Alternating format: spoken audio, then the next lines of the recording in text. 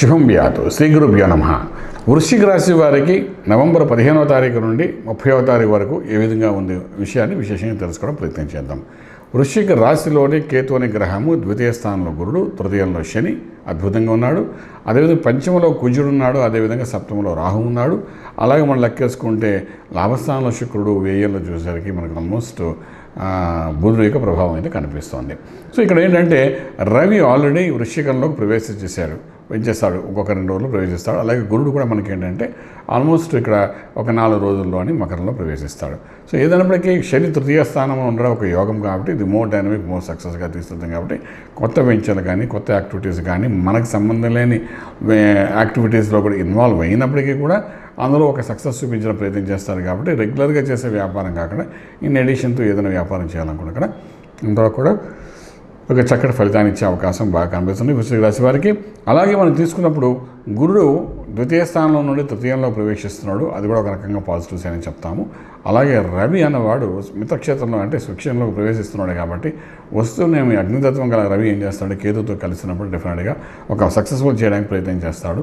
ఈ సక్సెస్ఫుల్ అనేది ఎంతవరకు అనేది ఏంటంటే ఇక్కడ ఉన్న 4 రోజుల్లో కూడా ఒక పాజిటివ్ ఎనర్జీ ఇవ్వడం ప్రయత్నం చేస్తారు, ఒక స్టేటస్ నిలబెట్టించడం ప్రయత్నం చేస్తారు. కాబట్టి ఇది ఒక అద్భుతమైన ఛాన్స్, అద్భుతమైన యోగం కింద మనం చెప్పుకోవడానికి అవకాశం ఉంటుంది ఏదైతే రవి యొక్క ప్రభావం ఏదైతే కనిపిస్తుందో.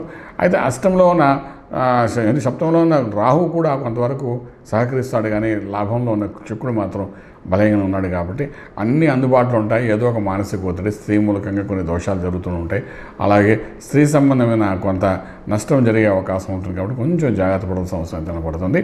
అది కాకుండా బుధుడు వ్యయంలో ఉన్నాడు కాబట్టి బుధుడు కూడా ఈ లగ్నాన్ని సహకరించినప్పటికీ ఇక్కడ ఏమవుతుందంటే అష్టమాధిపతి వ్యయ స్థానం పొందడం ఒక రాజ్యోగంగా భావిస్తాం. కాబట్టి మిత్రక్షేత్రంలో కూడా ఉన్నాడు కాబట్టి కొత్త ఆలోచనలు తీసుకొచ్చి కొత్త వెంచర్స్, కొత్త బిజినెస్ యాక్టివిటీస్ చేయించడానికి సంపూర్ణంగా ఫలితాన్ని చేయించడానికి ప్రయత్నం చేస్తాడు.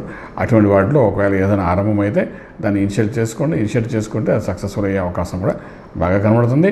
రాజకీయ రంగంలో ఉన్న వాళ్ళు real estate, construction, steel, cement, iron వ్యాపారాలు చేసే వరకు, power plant, solar system, education institute, coaching centre run చేసేవాళ్ళు కూడా అద్భుతమైన ఆరంభాలు మొదలుపెట్టండి. డెఫినెట్గా సక్సెస్ అనేది బాగా వెళ్తుంది. ఇక్కడ దక్షిణామూర్తి అనేది ప్రాధాన్యత వహిస్తుంది ఈ వృశ్చిక రాశి వారికి.